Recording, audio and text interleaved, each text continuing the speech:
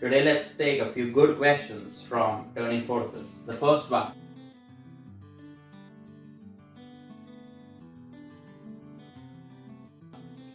It says that a uniform meter scale of weight 50 gram force.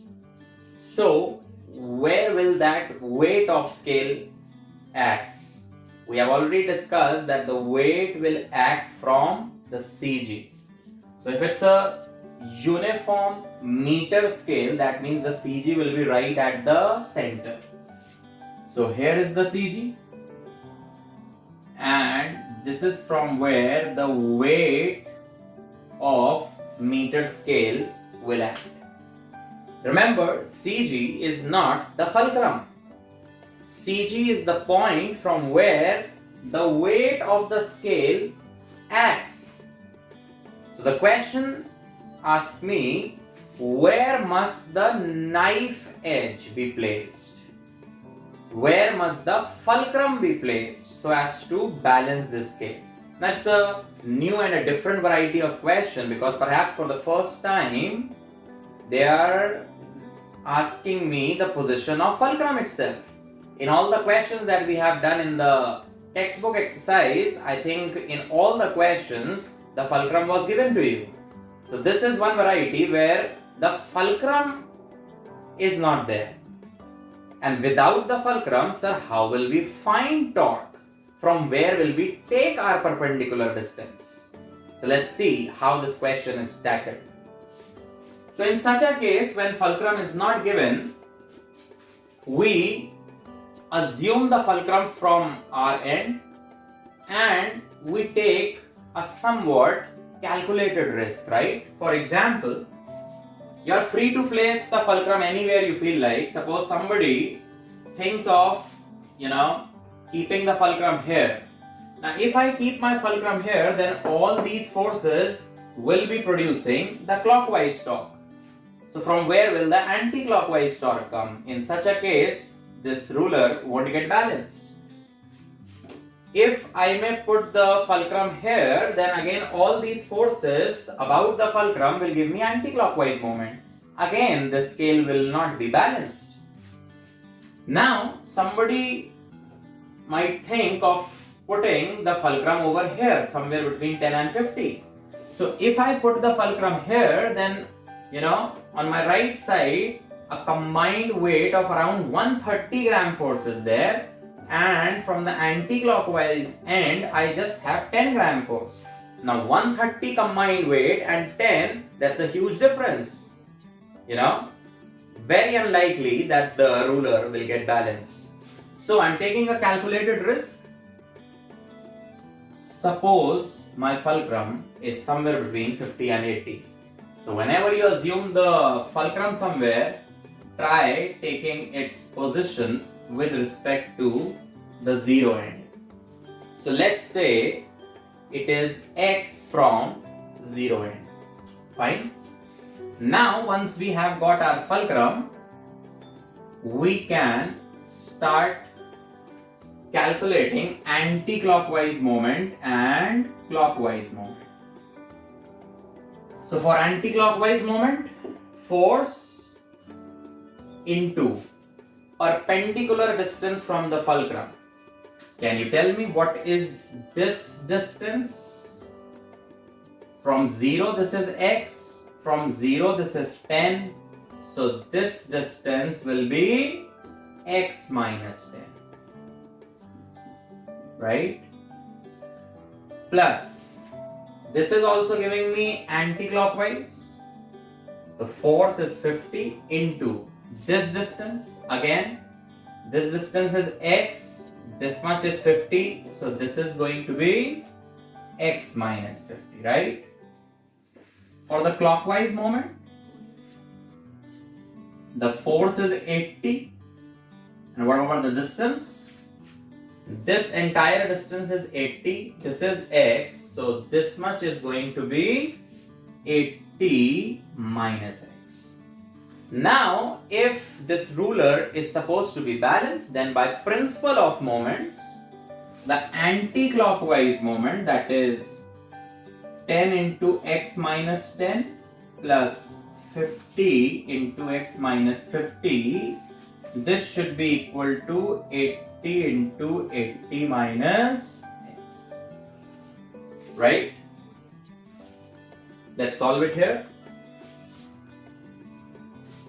So this is going to be 10x minus 100 plus 50x minus 2500 is equal to 6400 minus 80x. Is it? Let's bring all the x on one side. So 10 plus 50, that is 60.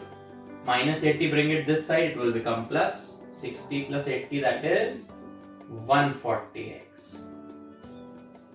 Then this is minus 2600. Let's take it that way. So 6400 plus 2600, that will be 9000, right? So when we solve it, x comes out to be 900 by 14, which is something like 64.2 centimeter. Now, once you arrive at the final answer, make sure you always check the position. We have assumed the position of fulcrum to be somewhere between 50 and 80. And my answer is also coming somewhere between 50 and 80. So that way I know that my assumed position was correct. So this is how we tackle the situation when the fulcrum itself is not given. We assume, a calculated position, and then the answer will let you know whether the assumed position is correct or not. I hope you have understood. Let's see the second example.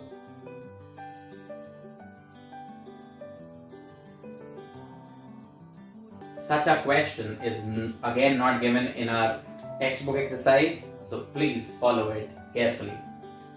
It talks about the reactions at the two ends. Reactions as in the supports, okay? So at both the ends we have the supports. And the question asks me calculate the reactions. So suppose this one is normal reaction R1 and this one is normal reaction R2. It's the same force. If we take the example, suppose if this is a pen kept on my hand, why is it not going downwards? It has its weight. It should be going downwards. That means there is some force acting in the upward direction which is balancing its weight. That force is nothing else but the normal reaction from my hand. In a similar manner, if these are the two supports, if these are the fulcrums, they provide us with normal reactions, and that too in the upward direction. So these are the reactions that we are supposed to calculate. Now it's an excellent question to understand the concept of equilibrium. Do you remember what were the two conditions for a body to be in equilibrium? The first one says the sum of all the forces need to be zero. In other words, the total upward force should be equal to the total downward force. In the question, it's very clearly written that it's a very light rod. That means we are not supposed to consider the weight of this rod. Okay? So what's the total upward force? Can you tell me? From the diagram, I can see it's R1 plus R2. That's the total upward force. What's the total downward force? The total downward force I can see is 90. Why am I equating them? Because if this ruler has to be in equilibrium, the first condition should be satisfied. The total upward force should be equal to the total downward force. So let this be equation number 1. Yes? The second condition was the sum of all the torques acting about a point should be 0. In other words, the sum of all the anti-clockwise moments should be equal to the sum of all clockwise moments, right? But the problem arises, sir, how are we going to find the moments? Because in this question, sir, two fulcrums are given. Which one are we supposed to consider? So let me tell you, you are free to take any one of them as the fulcrum. Okay, it won't make any difference to our answer. Suppose somebody considers this one as the fulcrum, so I'm finding out the torques with respect to this point, this fulcrum. Okay, so this one will be giving me clockwise. Again, this one will be giving me clockwise, and R2 would be giving me anti-clockwise. Sir, what about R1? Can you see that this force is passing through the fulcrum itself? Again, a similar situation. What happens if we apply the force right at the hinges of the door? We say that the door does not open.